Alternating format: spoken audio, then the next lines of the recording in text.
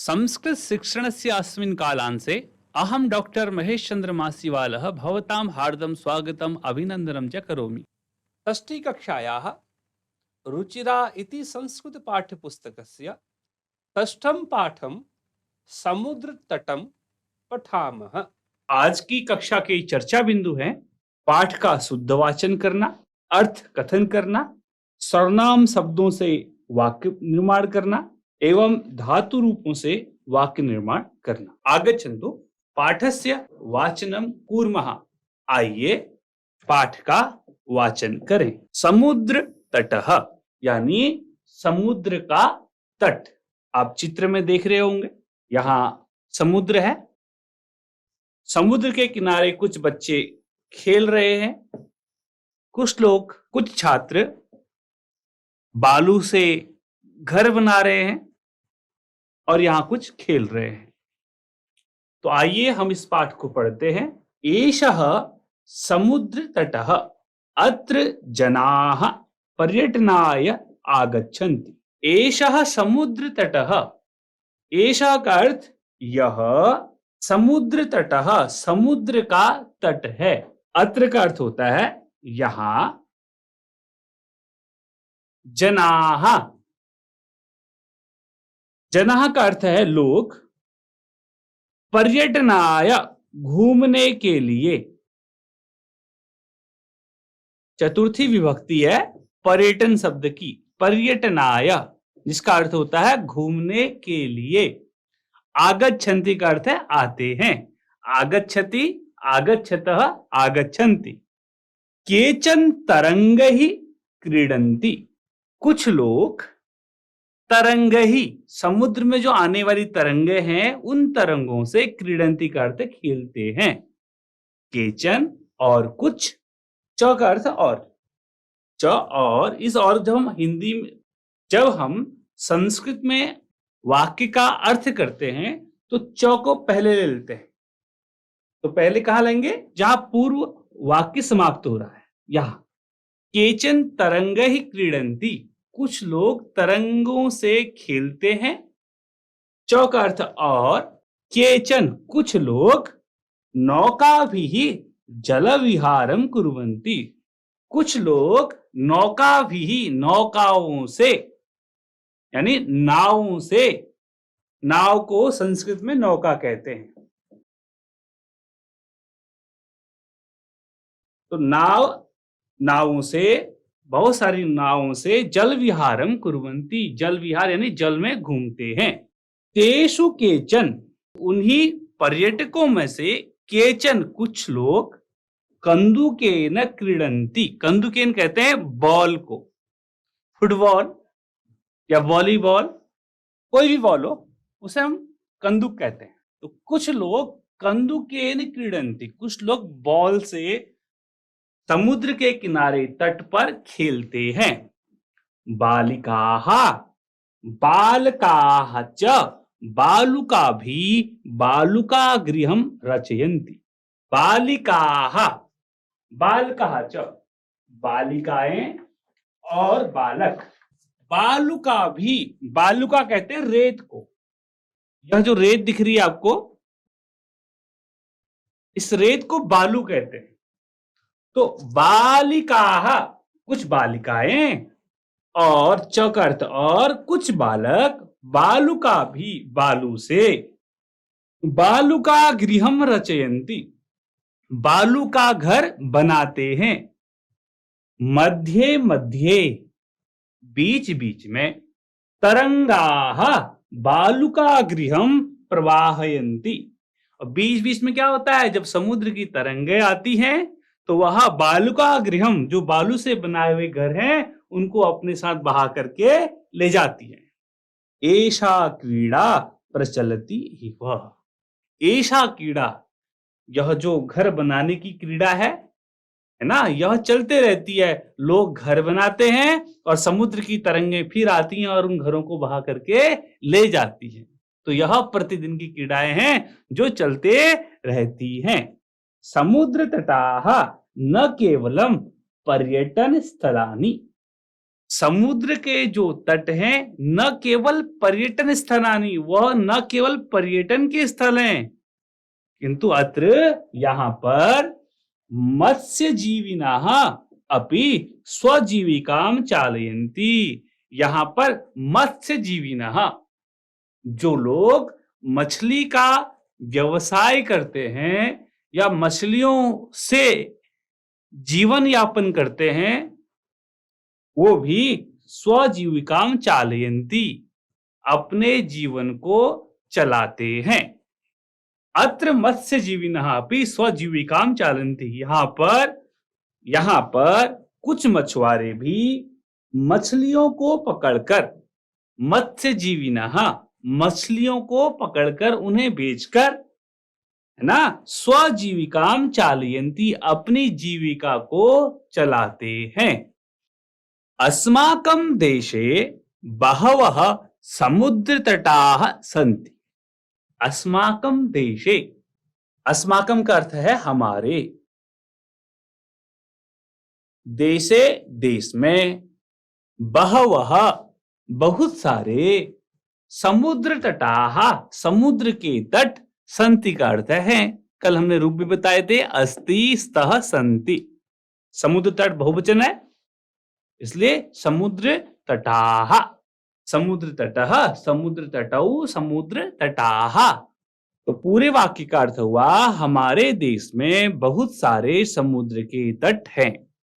एतेषु, इनमें, मुंबई, गोवा, कोच्चि, कन्याकुमारी, विशाखापत्तनम, पुरी तटाः अतीव प्रसिद्धाः सन्ति। एतेषु, इन तटों में अथवा इन समुद्र के तटों में, मुंबई नगर का, गोवा नगर का, कोच्चि नगर, कन्याकुमारी, विशाखापत्तनम और पुरी यानी जगन्नाथपुरी के जो समुद्र के किनारे हैं, समुद्र के तट हैं, वह अतीव का अर्थ अत्यधिक, प्रसिद्धाः सन्ति, वह अत्यधिक प्रसिद्ध है।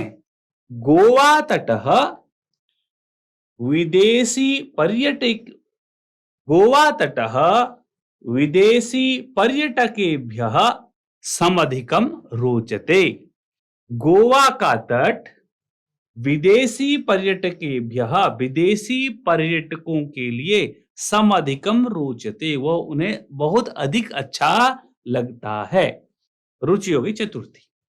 विशाखापत्तनम तटः, जो विशाखापत्तनम का समुद्र का किनारा है, समुद्र का तट है, वैदेशिक व्यापाराय प्रसिद्धः, वह वैदेशिक व्यापाराय, विदेशों से व्यापार करने के लिए प्रसिद्ध है। कोच्चि तटः, जो कोच्चि का तट है, नारिकेल फलेभ्यः ज्ञायते, वह नारियल के फलों के लिए जाना जाता है। मुंबई नगरस्य जुहू तटे सर्वे जनाः स्वैरं विहरन्ति। मुंबई नगरस्य, मुंबई नगर का, जुहू नाम का तट, सर्वे जना, जहां पर, यानी मुंबई नगर के जुहू तट में, सर्वे जनाः सभी लोग, स्वैरम, स्वैरम का अर्थ है स्वतंत्रता से अथवा बेरोक टोक के, है ना, विहरन्ति का अर्थ घूमते हैं। चेन्नई नगरस्य मैरीना तटः देशस्य सागर तटेषु दीर्घतमः। चेन्नई नगर का, चेन्नई मद्रास, चेन्नई नगर का मैरीना नाम का तट, देशस्य, देश के, सागर तटेषु, सागर तटों में, दीर्घतमः, सबसे अधिक बड़ा है। एक बार पूरे पैराग्राफ का हम अर्थ देख लेते हैं। हमारे देश में बहुत सारे समुद्र तट हैं, इनमें मुंबई, गोवा, कोच्चि, कन्याकुमारी, विशाखापत्तनम, पुरी के तट अतीव प्रसिद्ध हैं। गोवा तट विदेशी पर्यटकों के लिए बहुत अधिक पसंद किया जाता है। विशाखापत्तनम का तट विदेशी व्यापार के लिए प्रसिद्ध है। कोच्चि का तट नारियल फलों के लिए जाना जाता है।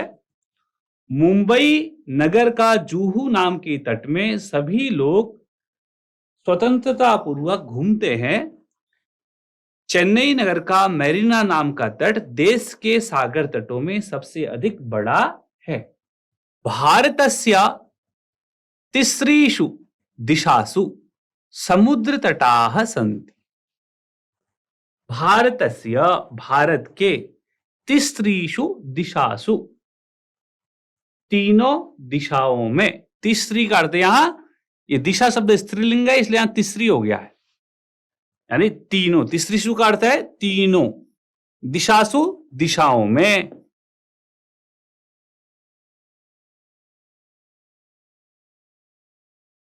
समुद्र तटाः समुद्र के तट हैं। जो भारत के तीनों भागों में, तीनों दिशाओं में समुद्र के तट हैं। यहां भारत का मैप दिया है, इसमें आप देखेंगे यह उत्तर है, यह दक्षिण है, यह पूर्व है और यहां पश्चिम है।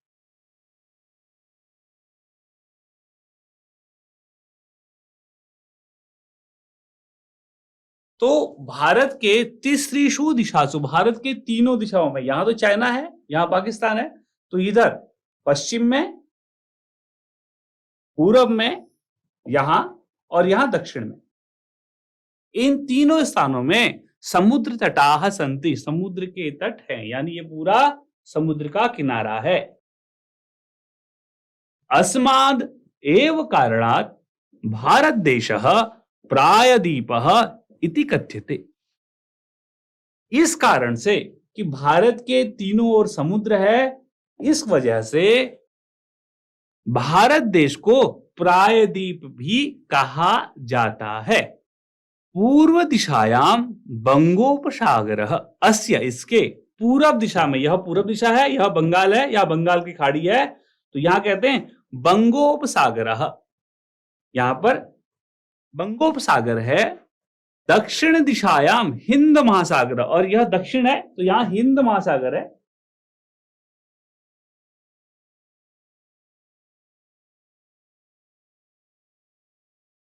पश्चिम दिशायाम च, और पश्चिम दिशा में, यह पश्चिम दिशा है तो पश्चिम दिशायाम अरब सागर, यहां अरब सागर है, यह सब अरब सागर है। एतेषां त्रयाणाम अपि सागराणाम संगमः कन्याकुमारी तटे भवति। आगे कह रहे हैं इन तीनों सागरों का संगम कन्याकुमारी तटे भवति, कन्याकुमारी यहां है इस स्थान पर, तो इनका जो संगम है हिंद महासागर और ये अरब सागर और या बंगोपसागर, तो इनका संगम इस स्थान पर है। तदेव लिखितम अस्ति, वही लिखा है, एतेषां त्रयाणाम अपि सागराणाम संगमः कन्याकुमारी तटे भवति। इन तीनों सागरों का संगम कन्याकुमारी के तट पर होता है। अत्र, यहां पर, पूर्णिमायाम, पूर्णिमा तिथि पर, चंद्रोदयः सूर्यास्तम च युगपदम एव द्रष्टुम शक्यते। यहां कन्याकुमारी के तट पर चंद्रोदय यानी सायंकाल में जब चंद्र का उदय होता है द्वितीय, और जब सूर्यास्त होता है, जब सूर्यास्त होता है तभी चंद्र का उदय होता है, तो युगपद में यहां पर सूर्य को अस्त होता हुआ और चंद्रमा का उदय होता हुआ, युगपद का अर्थ है एक साथ, द्रष्टुम शक्यते देखा जाता है। शब्दार्थ, शब्द और शब्दों के अर्थ। समुद्र तटः, इसका अर्थ है समुद्र का किनारा। पर्यटनाय, घूमने के लिए। तरंगहि, लहरों से। नौकाभिः, नौकाओं के द्वारा। जल विहारम, जल क्रीड़ा। बालुकाभिः, बालुओं से। बालुका गृहम, बालू का घर अथवा घरोंदा। मध्ये मध्ये इसका अर्थ है बीच बीच में, प्रवाहयन्ति अथवा धो देते हैं अथवा बहाकर ले जाते हैं। प्रचलति एव इसका अर्थ है चलती ही रहती है। पर्यटन स्थानानि इसका अर्थ है घूमने की जगह। मत्स्यजीविनः मछुआरे, स्वजीविकाम अपनी जीविका को, चालयन्ति का अर्थ है चलाते हैं, अतीव का अर्थ है बहुत अधिक। वैरम बेरोक टोक के, स्वेच्छ अथवा स्वतंत्रता के, हमने स्वतंत्रता अर्थ किया था फ्रीडम के साथ। विहरन्ति का अर्थ है घूमते हैं, टहलते हैं। दीर्घतमः इसका अर्थ होता है सबसे लंबा। प्रायदीपः इसका अर्थ है तीन तरफ से जल से ढका हुआ अथवा तीन ओर से जल से घिरा हुआ। भू का भाग, पृथ्वी का भाग। संगमः, संगम का अर्थ है मिलन केंद्र, जहां पर समुद्र आकर के मिलते हैं अथवा नदी आकर के मिलती है, उसे संगम कहते हैं। युग पद एव, यहां संधि भी है, युगपद धन एव। युगपद का अर्थ है एक साथ ही, एक ही साथ में। द्रष्टुम शक्यते, द्रष्टुम का अर्थ है देखा, द्रष्टुम शक्यते का अर्थ है देखा जा सकता है। द्रष्टुम में दृश धातु है और तुमुन प्रत्यय है। तुमुन में सिर्फ तुम बसता है, पीछे का न और ऊ का लोप हो जाता है, सिर्फ तुम बसता है। तुमुन का अर्थ है के लिए। तुमुन जो प्रत्यय है इसका अर्थ है के लिए। तो दृश्य का अर्थ होता है देखना, दृश्य धातु का अर्थ है देखना। तो दृश्य अगर तुमुन मिला देंगे तो अर्थ हो जाएगा देखने के लिए। तो दृश्य द्रष्टुम, इस प्रकार यह रूप लिखाया। द्रष्टुम का अर्थ देखने के लिए, अथवा यहां द्रष्टुम शक्यते देखा जा सकता है, ऐसा अर्थ है। अभ्यासः, अभ्यास करेंगे। उच्चारणम कुरुतः, उच्चारण करें। तो मैं उच्चारण कर रहा हूं, मेरे साथ आप भी उच्चारण करें। तरंग ही मत्स्य जीविनः विदेशी पर्यटकेभ्यः संगमः तिस्त्रिषु वैदेशिक व्यापाराय प्रायद्वीपः बंगोपसागरः चंद्रोदयः। द्वितीय अभ्यास को देखते हैं। अधोलिखितानां प्रश्नानां उत्तरम लिखत, नीचे लिखे गए प्रश्नानां प्रश्नों के उत्तर लिखत का अर्थ है लिखो। तो नीचे लिखे गए यानी दिए गए प्रश्नों के आपको उत्तर लिखने हैं। पहला प्रश्न पढ़ते हैं। जनाः काभिः जल विहारम कुर्वन्ति। जनाः का अर्थ लोग, काभिः किसके द्वारा, जल विहारम जल विहार करते हैं। तो हमने पाठ में पढ़ा था जनाः नौकाभिः, नौकाओं से। तो काभि के स्थान पर हमने क्या कर देना है, नौका भी कर देना है। बाकी प्रश्न उसी प्रकार रहेगा। जनाः नौकाभिः जल विहारम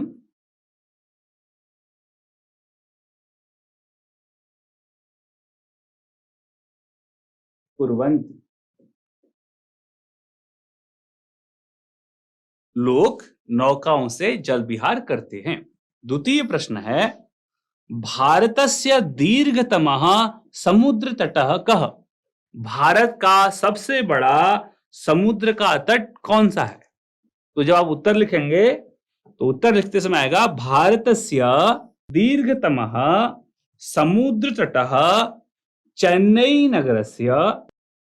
कह को हटा देंगे, क से आगे लिखना शुरू करेंगे। चेन्नई नगरस्य मैरीना तटः अस्ति। मैरीना तटः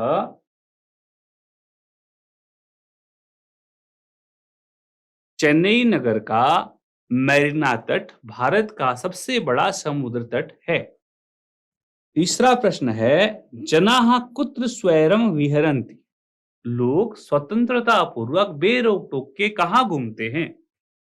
उत्तरमस्ति जनाः लोग मुंबई नगर के जुहू तटे, मुंबई में जुहू नाम का तट है, स्वैरम विहरन्ति, स्वैरम आनंद से, खुशी पूर्वक, स्वतंत्रता पूर्वक घूमते हैं, स्वैरम विहरन्ति, विहरन्ति है। चतुर्थ प्रश्न है, बालकाः बालुकाभिः किम रचयन्ति। बालक बालुका से, बालू से, रेत से क्या बनाते हैं?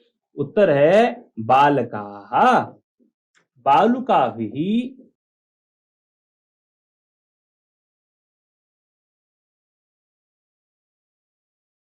बालुकागृहं रचयन्ति।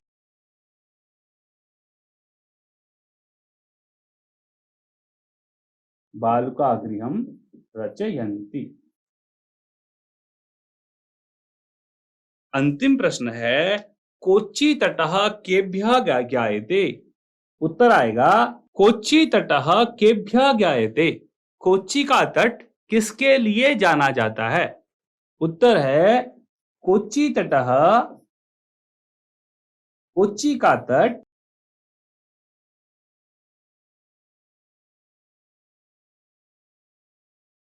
नारिकेल फलेभ्यः, नारियल फलों के लिए ज्ञायते अथवा जाना जाता है।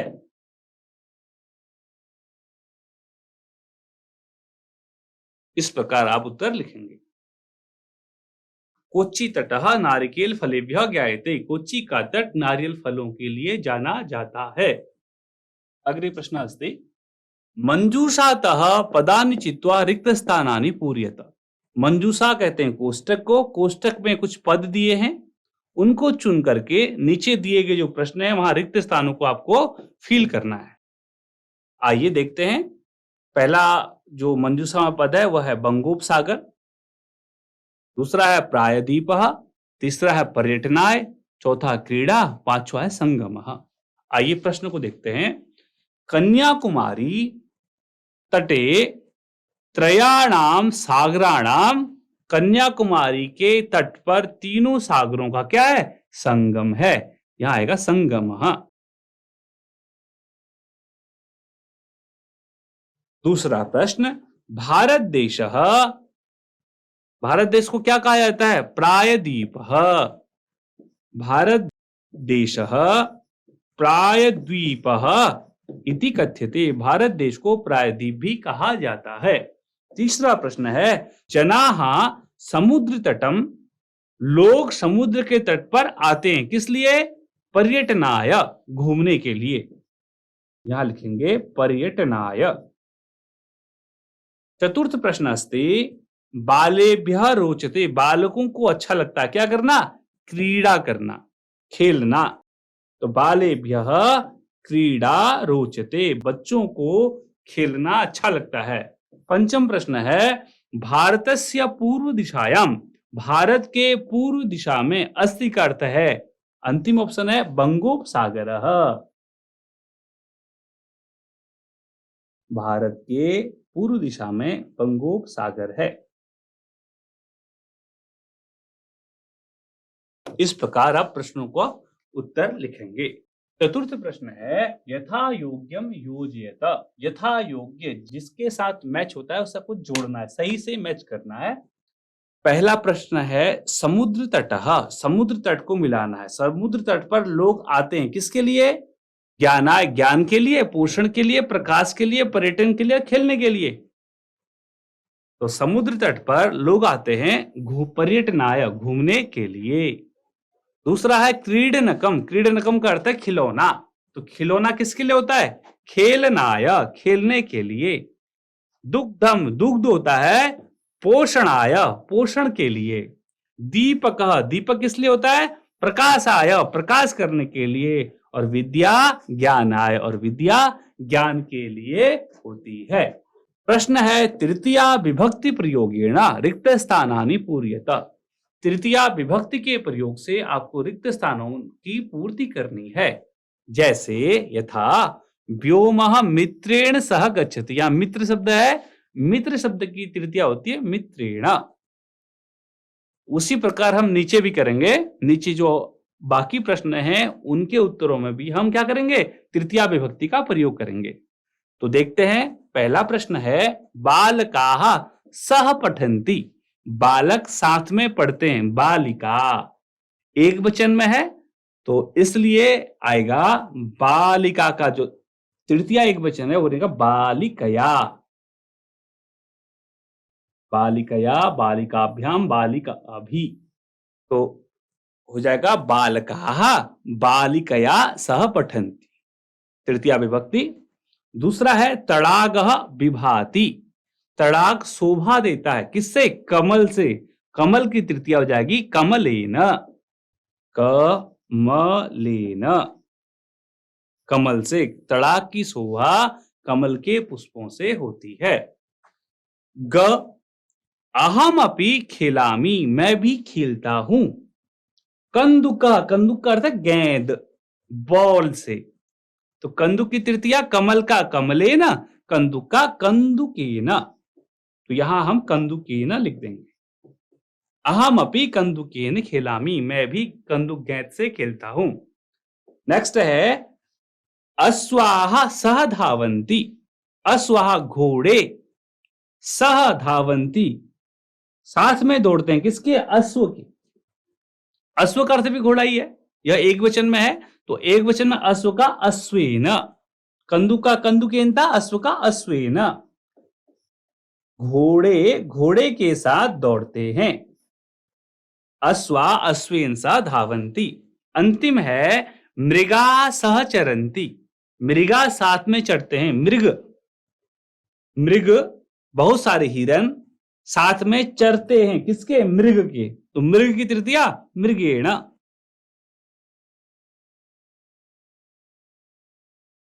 तो इस प्रकार अर्थ हो जाएगा मृगाः मृगेण सह चरन्ति, बहुत सारे हिरन मृग के साथ चरते हैं। यहां हमें वाक्य निर्माण करना है, तो देखते हैं। अधोलिखित वृत्त चित्रम पश्यत, नीचे दिए गए वृत्त यानी जो गोलाकार आपको चित्र दिख रहा है इसको आपको देखना है। उदाहरण के अनुसार कोष्टक गतैः शब्दैः उचित वाक्यानि रचयत, उदाहरण के अनुसार कोष्टक में दिए गए शब्दों से आपको उचित वाक्य निर्माण करना है। जैसे कैसे वाक्य निर्माण करना है हम आपको बताते हैं। यथा, जैसे देखो रहीम हमने बीच में लिखा है, तो इसमें क्या करेंगे हम? जो दूसरा वाला पोर्शन है यहां पर हम तृतीया विभक्ति लगाएंगे। मित्र का मित्रेण, द्विचक्रिया का द्विचक्रिकया, कलम का कलमेन, हस्त का हस्तेन, नौका का नौकया, चषक का चषकेन गिलास, तूलिका होती है रजाई, वायुयान वायुयानेन। ठीक है नहीं? तो हम कैसे करेंगे? रहीमः मित्र, मित्र का तृतीया हो जाएगी मित्रेण सह क्रीडति, यह वाक्य बनेगा। रहीमः मित्रेण सह क्रीडति, मित्र का मित्रेण कर देंगे, वही वाक्य नीचे लिखा है। दूसरा वाक्य क्या होगा? रहीमः द्विचक्रिकया, द्विचक्रिया का द्विचक्रिकया आपणम गच्छति, दूसरा वाक्य बन जाएगा। इसी प्रकार तीसरा सेंटेंस बनेगा रहीमः कलम का कलमेन पत्रम लिखति, रहीम कलम से पत्र लिखता है। चतुर्थः रहीमः हस्त का हस्तेन, हाथ से, कंदुकम क्षिपति, गेंद को फेंकता है। रहीमः हस्तेन कंदुकम क्षिपति। इसी प्रकार आप भी बाकी जो शब्द रूप है, शब्द निर्माण है वह स्वयं करेंगे।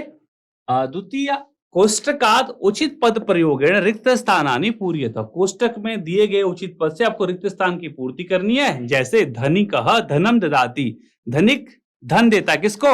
निर्धनाय, निर्धन व्यक्ति को। बालः विद्यालयं गच्छति, बालक विद्यालय जाता है किसके लिए? पठनाय, पढ़ने के लिए। सज्जनाः जीवन्ति, सज्जन लोग जीते हैं किसके लिए? परोपकाराय, परोपकार के लिए। प्रधानाचार्यः पारितोषिकं यच्छति, प्रधानाचार्य पारितोषिक देता है किसके किसके लिए? छात्रेभ्यः, छात्रों के लिए। आगे नमः शिक्षकाय नमः, शिक्षक को नमस्कार। आगे गृह कार्य आपके लिए है, आपको यहाँ धातु रूप को फिल करना है, रिक्त स्थानों की पूर्ति करें। यहाँ पे पठति, पठता, पठन्ति, यहाँ गम धातु के रूप है, गच्छसि, गच्छथ, गच्छथ, करोति, कुरुतः, कुर्वन्ति। इसी प्रकार आपको बाकी रूप भी फिल करने हैं। आशा है आपको पाठ समझ में आया होगा। मिलते हैं एक नए पाठ के साथ, तब तक के लिए धन्यवाद।